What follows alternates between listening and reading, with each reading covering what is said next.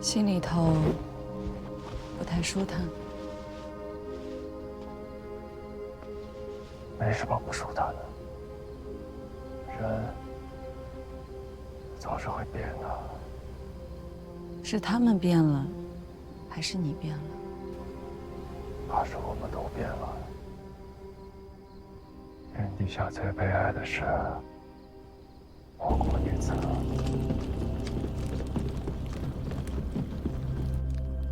田简为归德军节度使，镇宋州。殷商苗一封，社稷为宋。今三军用命，天下归心，当以为神器之主。臣赵普昧死之言，请田简念天下苍生，请田简即皇帝位。请田简即皇帝位，请田简即皇帝位，请田简即皇帝位，请田简即皇帝位，请田简即皇帝位，请田简即皇帝位。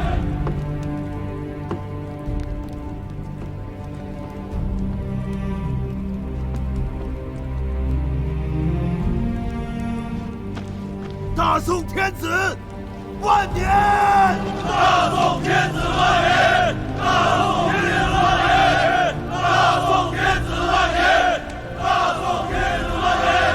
大宋天子万年！大宋天子万年！大宋天子万年！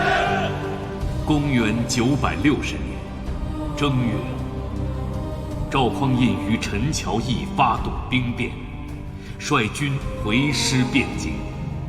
即皇帝位，定国号为宋。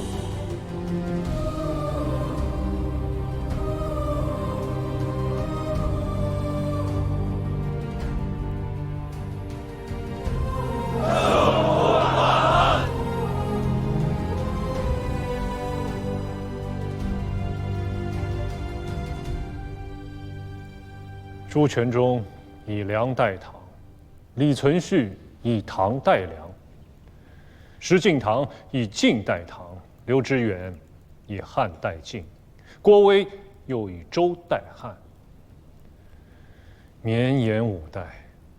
如今他赵氏以宋代周，不过是依样葫芦，司空见惯，不足为意。赵家大郎素来以忠诚、厚道、仁义、血勇著称，如今竟然也做了篡臣，思之令人唏嘘啊！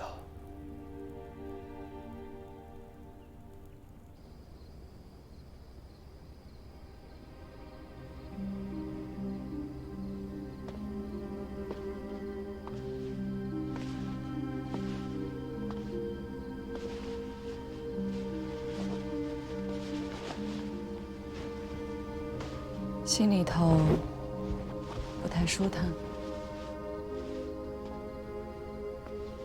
没什么不舒坦的，人总是会变的。是他们变了，还是你变了？怕是我们都变了。天底下最悲哀的事，莫过于此。今南湖南皆以遣使汴京，称贺入贡。金陵李氏父子送去了10车珍珠宝贝，3个月以来，几乎每月都要打发使臣入京奉表，言辞悲曲。赵匡胤当世英雄，当年在寿州义军破石营，将南唐诸将的脊梁骨都打折了。他李氏是怕惹恼了他，挥军南下，杀了南唐这只鸡，给天下的猴子们来看。大王，奉表称臣之事，不宜再迟了。大王，善事中原大国，是祖训，亦是国策。当年在汴梁，孤与归德军节度使以兄弟相论，尊其父赵弘殷为叔父。如今他错了中原天子赵家，便是天家。于尊于亲，理当避讳。孤名字里的这个“弘”字，不宜再用。自今日起，更名钱处。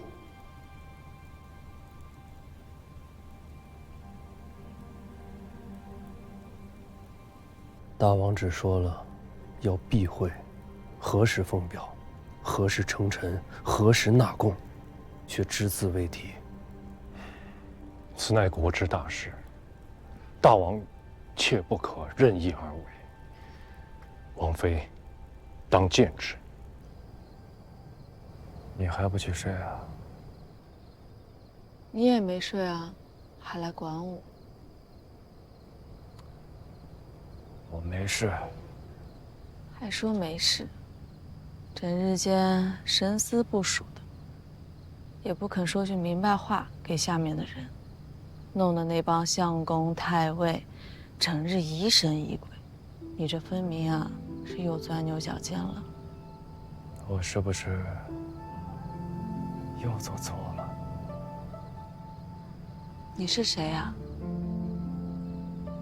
你是钱家九郎。纵使已经做了10年的国主大王，官拜尚书令、天下兵马都元帅，那又如何？九郎就是九郎，热血、义气、侠义担当。但凡是他想不通、不认可的事儿，挑老子来说也没有用。吴越之地是中原大国，这是祖训，也是国策，这些都不假。但是有一条，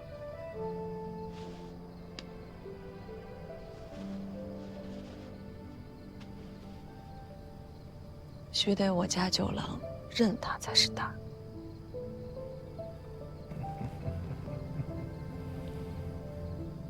我只认你。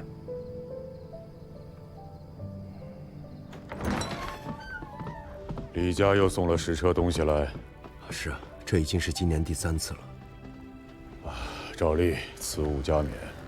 臣奉诏。吴越亦然。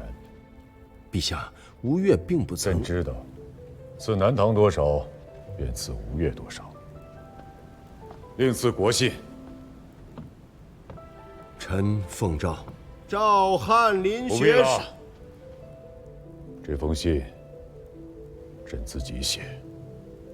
大王，这已是第8封国信，于情于理，大王都不该无动于衷啊！大王，沈相公这是谋国之言，御笔亲书国信，大王当亲笔复之。孤不善文墨，回信就你们俩替孤写吧。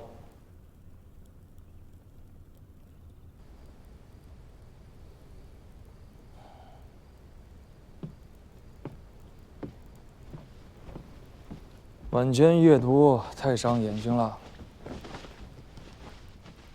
大宋翰林玄是院看印的。皇舍有人往来监视权贵府邸，见了藏本，阿弟前人腾而来的。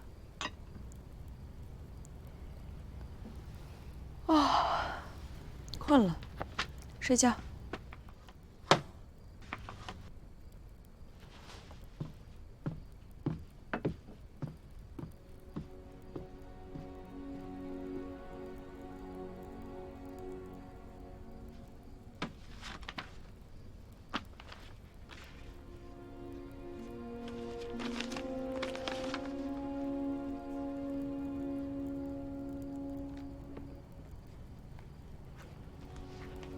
传教，在。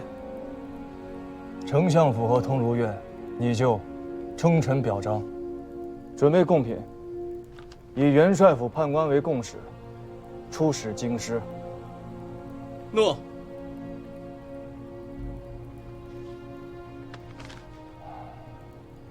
李崇进谋反，是不认朕这个天子。朕当亲征扬州，让他再好好认识一下，何为天子之威。诏命前往，请吴越出兵润州，遥为牵制。告诉九郎，朕想他了，愿能会晤于江上。诸位相公，调遣兵将，出军马于润州，以应王师。大王，天子请大王会晤于江上。哎呀，孤身子不爽烈，此番不亲征了。臣参合吴越国王前出，因需义志，无人陈礼。你叫什么名字？臣殿中侍御史王晃。范相公，臣在。如今最远的县在哪里？接州、福津。殿中御史王晃，初为监福津9税。吴越前王的忠义，岂容宵小之辈挑拨离间？辽遣都营校一案已查问明白，指挥副使程越贪墨兵饷，盗卖军资，苛问士卒，以至于激起变乱，致河都对头以上官佐6死11伤。内都监署依刑律拟了问剿，为其祖父顾太师、张义军节度使程吉追随武肃王开国有功，宜酌情减免，为斯恩赐上出，故没有恩免于他。让陆彦珠拿着先王那柄刀，将他拖到老太师墓前砍了。是。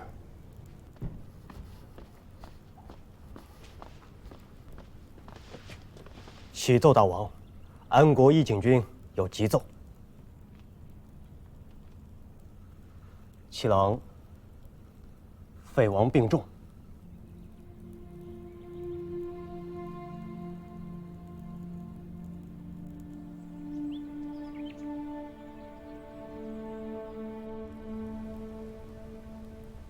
七哥，我在。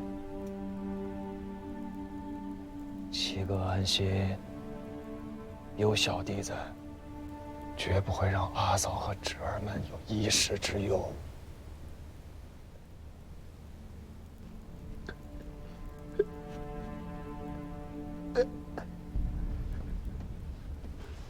阿平，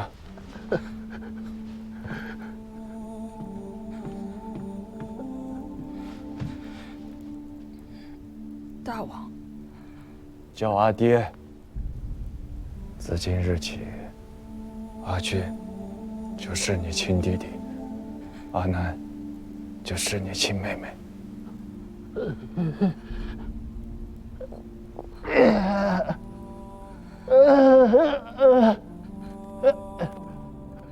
臣，儿臣叩谢父王。阿平很好，有辱六伯父之风。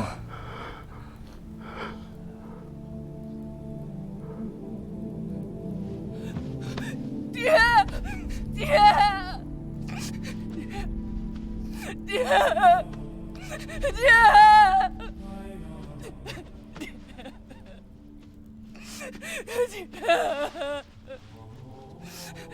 爹，爹！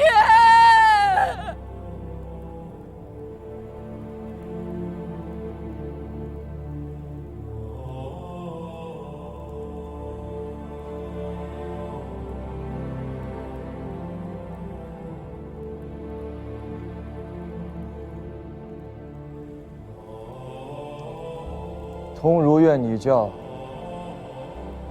臣奉教。孤的长子为质，聪慧守礼，读书有成，居长有范，着授内衙诸军都指挥使，判军粮营田事。大王，臣奉教。来，父王，叫阿爹。阿爹，军粮、营田，皆关乎军国大政，儿不懂。九章学通了吗？粗通而已。那便够了。这是你们的长兄，阿平。阿南见过大郎兄，这是大郎兄，还不快行礼？阿俊见过大郎兄，见过阿妹、阿弟。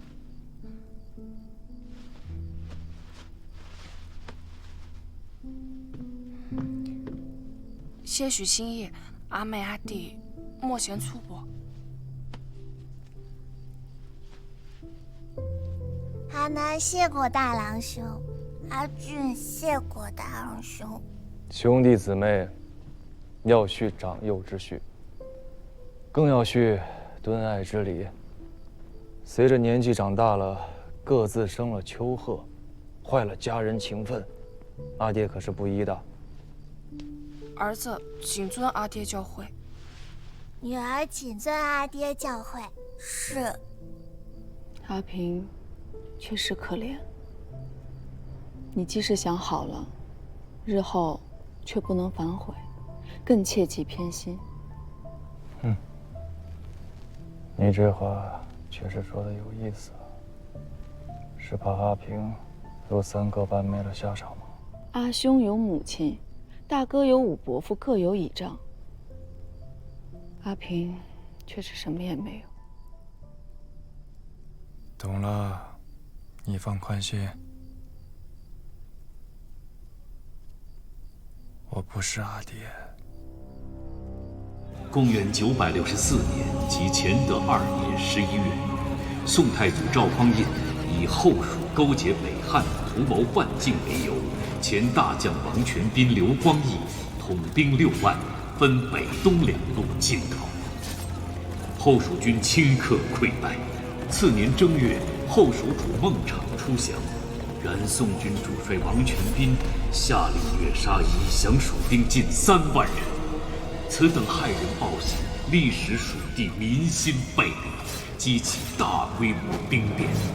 消息传开，江南诸国震撼。宋之统一大业亦为此蒙上阴影。孟氏举城而降，蜀地人心未服。文州刺史全师雄举兵而返，自称新国军节度使，蜀人多有响应。蜀地17州风声鹤唳，颇有动摇之势。王全斌，该死啊！陛下，大军在外，不宜处置兵捆之将帅。下诏申斥，夺其节钺，命曹兵刘光义暂领中军。陛下，若不是他杀了那3万降卒，蜀中能有这番变乱吗？3万人啊，那可是3万条精壮的汉子，便是拉去垦荒，顷刻间也能垦出万顷良田。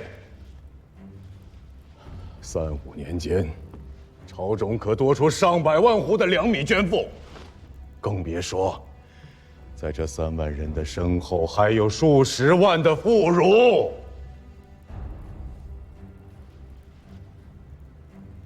孟氏依然降了，这便都是朕的子民呐。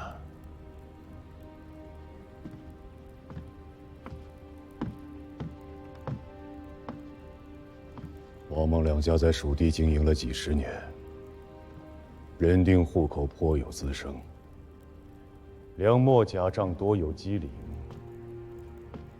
取益州之资财，充南征之军事，此乃朝廷的国策。可他王全兵倒好，一通大杀，杀得田亩之间再无劳力，杀得妇孺皆视朝廷为寇仇。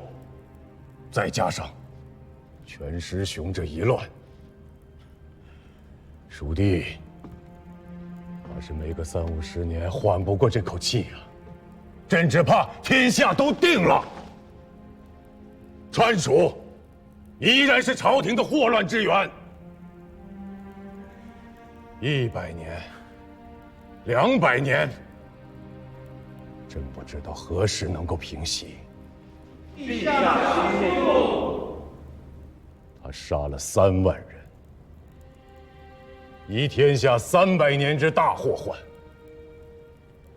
朕没有当即砍了他，已然是看在阿爹的面子上了。兵交将汉，兵为将友，上下裹挟。此中唐以来200年之积弊，白马亦如是，兴教门亦如是。长安天子魏博压兵，5代以来鼎益之机莫不如此。王全斌是自兴教门之变过来时的老人，积习难改而已，并非出于顺逆之心。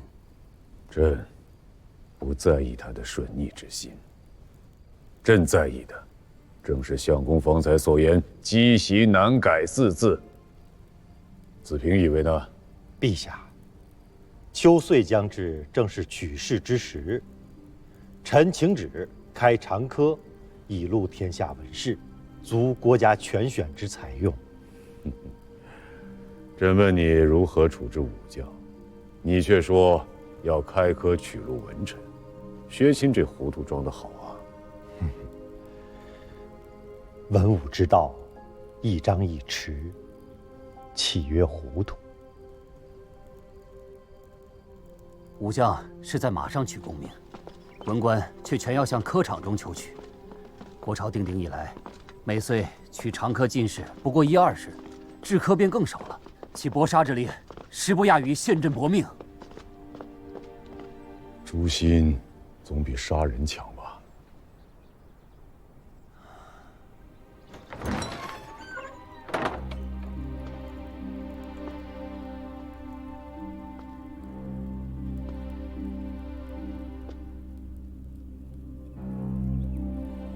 你父亲是世宗皇帝的股肱之臣，若不是他用谋划策，便不会有殿前司，也不会有朕这个都点检，自然也不会有点检为天子。臣不敢。你是不敢，但尔父未必不敢呐。尔父若在，可以治武臣，可以削藩镇。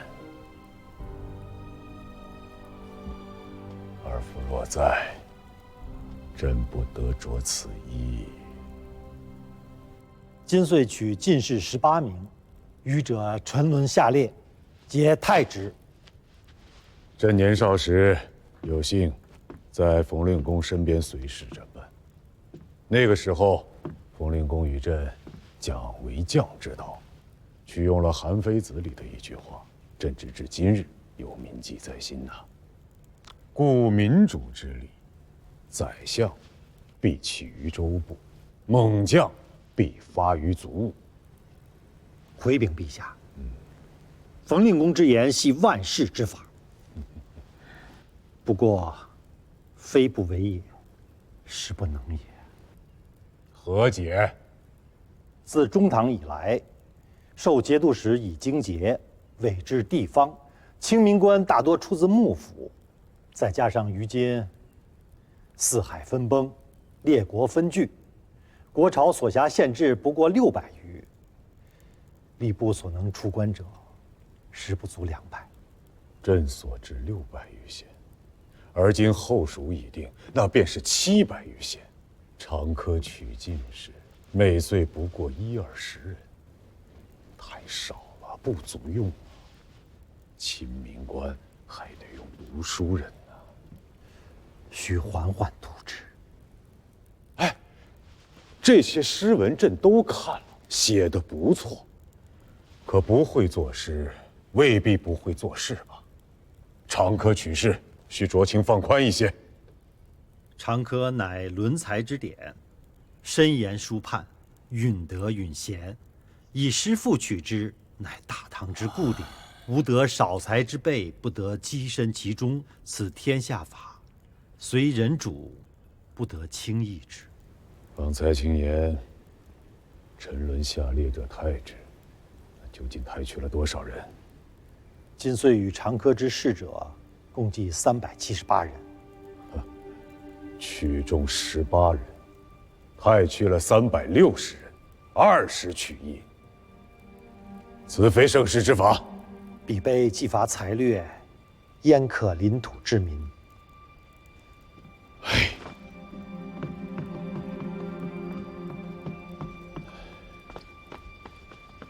总比拎刀子的强些。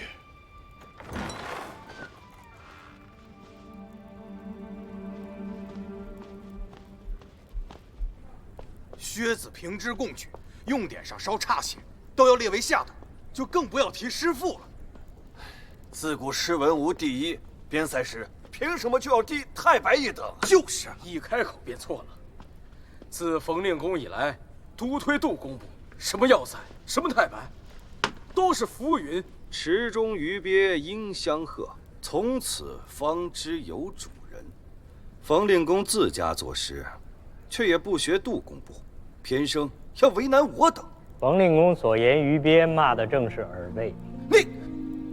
司马普，老兄赴长科应试有40年了吧？你这般懂得冯令公的诗，他老人家为相30年，也不见他取你做进士，做得一官半职。少年人手不能提，肩不能担，不能术数不知民情，诗文做得再好，也是废物。冯令公为何要取我做官呢？自是在无一众，确乎是个废物。700年前，司马氏做天子，40年而天下大乱，乃是废物。现在700年后，司马氏赴中科，40年不得中啊，亦是废物。这700年的废物，真的是前无古人，后不追来者呀！